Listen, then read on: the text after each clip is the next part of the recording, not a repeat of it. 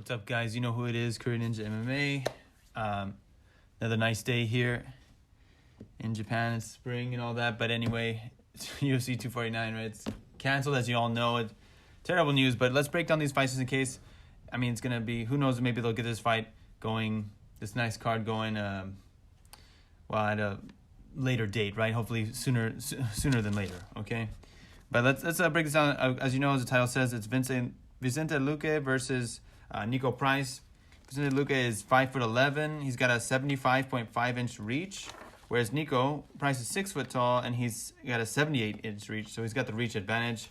I went back. I've been reviewing some of their fights, and we know it's a really tough fight to call, man. It's just they've had a fight before where Luque was victorious. This is back in the day, but this is a rematch basically. Let's see how they break down. I think Vicente Luque, as we all know, he's got. I think it's tough when you actually look at their striking. Who has the more polished striking, Niko Price or Vicente Luque? And some people have different opinions. I think Vicente Luque, as we all know, he has a tendency to kind of get in a brawl. He has good technique. He has good submission game as well. His striking is actually pretty good, but I feel like he does get hit. He kind of get lured into a brawl. If you notice when he fought Mike Perry, he messed up Perry, right? But sometimes people were some people were betting on Mike Perry in that bout because Vicente Luque he's a tough guy to bet on.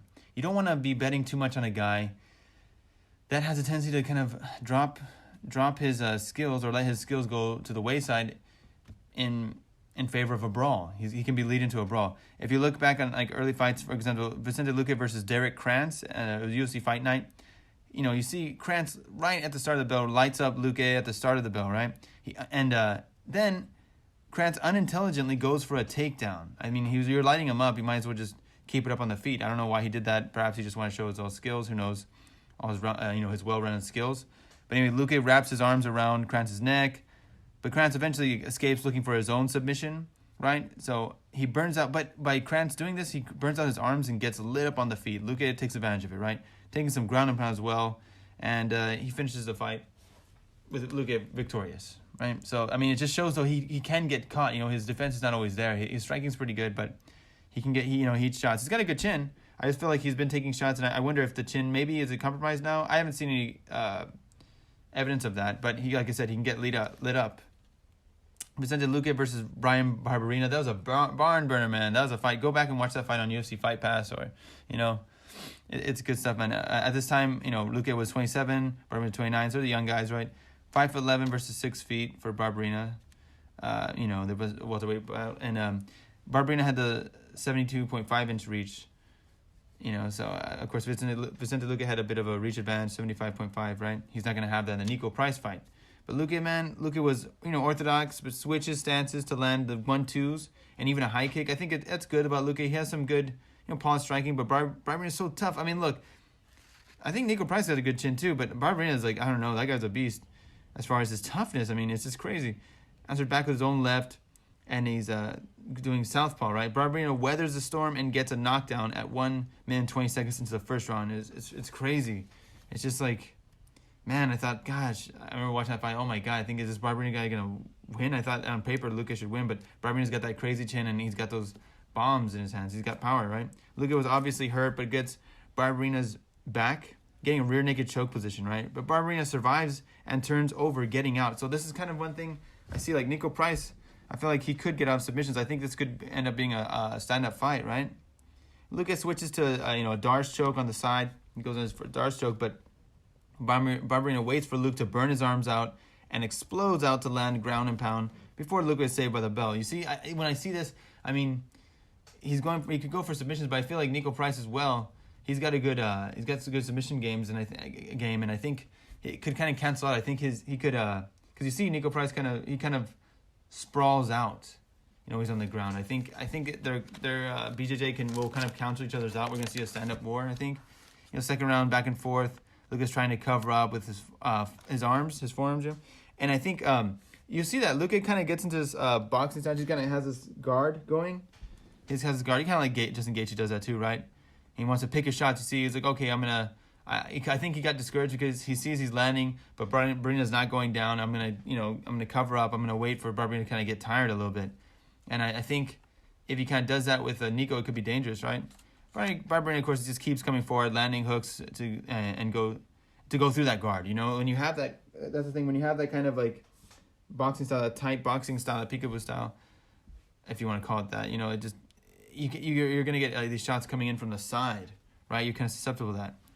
You know, Luque lands a nice body kick and elbows, but Barberena is unfazed and keeps answering back with heavy hands, right? Of course, as we know, Barberena does.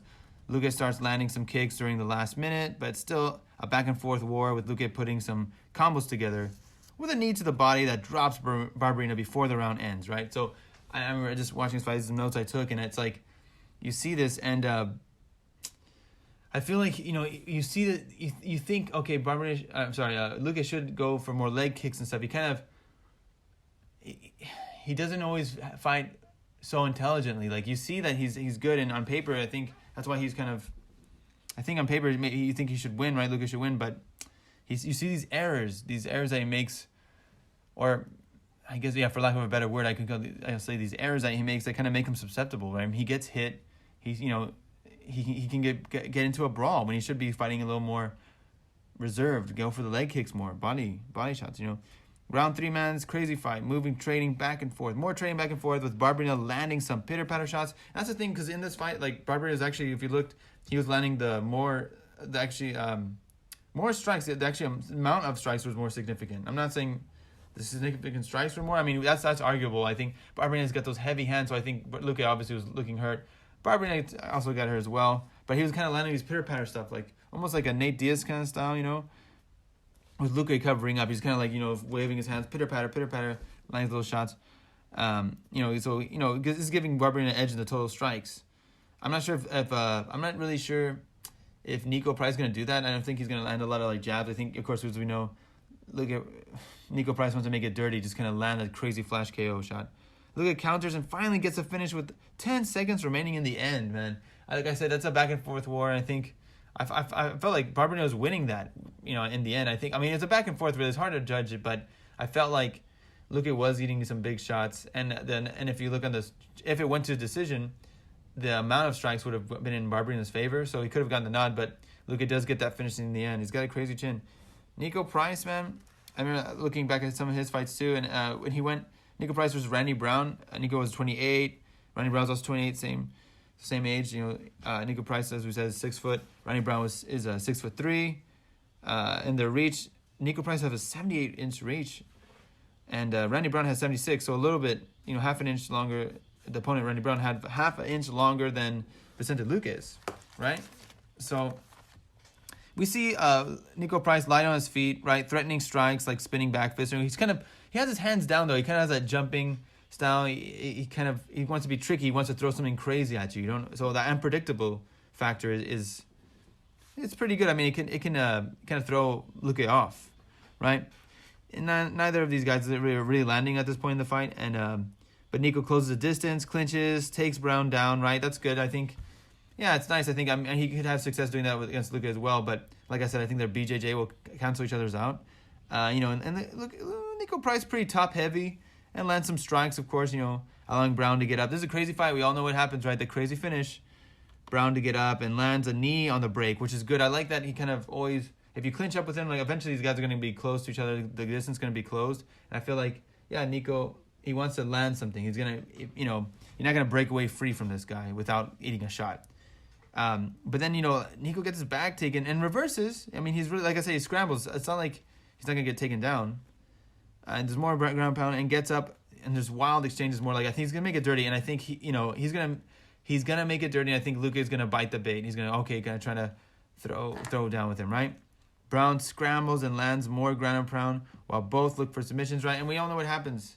He gets that crazy submission, like he just has the leg around. But while it looks like Brown is in a better position on top of him, but Niko's landing hammer fist from the bottom and takes him out. You see, so he's dangerous anywhere. And I think the thing is, when you're betting on him, I felt kind of scared betting on Niko Price if I'm going to bet, right, on him, because it's like kind of like I thought maybe like betting on Johnny Walker, right? You just have that, you're just hoping for that flash KO, and if it doesn't happen, you know, he could get pieced up. Maybe Niko Price has some, you know, some good strikes. I mean, they're, you know, the nice jab comes out. I mean, He's got good head kicks too. He's got good skills.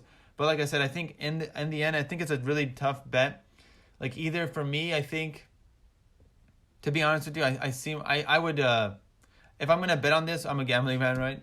I think we most of a lot of you watching this channel or I mean if there's anyone watching this, I think we are gonna probably bet on Niko price. Okay, I think if you're really gonna bet, I think this is if you're really safe with your money, you want to kind of just really go for the locked in bet. You don't want to you're really more reserved with your money. I would say maybe just pass. But if you're a gambling man, if you don't mind taking a little risk, if you really want to add some spice to the fights, I would say take Niko Price. I'll take him in this fight because I think Luque, like I said, I've been looking back on, I've looked at Alcatraz fights too, and these are just some that stood out to me, and I think Luque just gets taken. He makes into a brawl, and I think like I said, Mike Perry just didn't have those like crazy skills. Like he wants to make it a brawl, and Mike Perry, don't get me wrong, he's got power, but I mean I don't think you're gonna see Mike Perry finishing a guy from from hammer fist from the bottom while he's on his back, right? That's kind of Niko. That's Niko Price.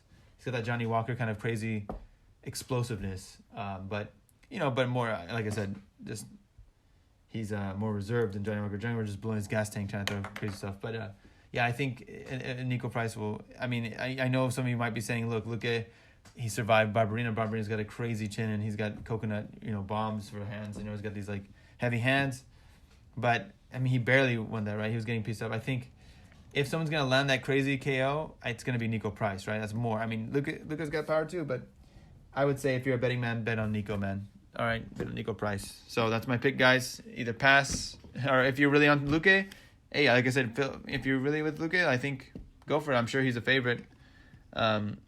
But I'm going for Niko, all right?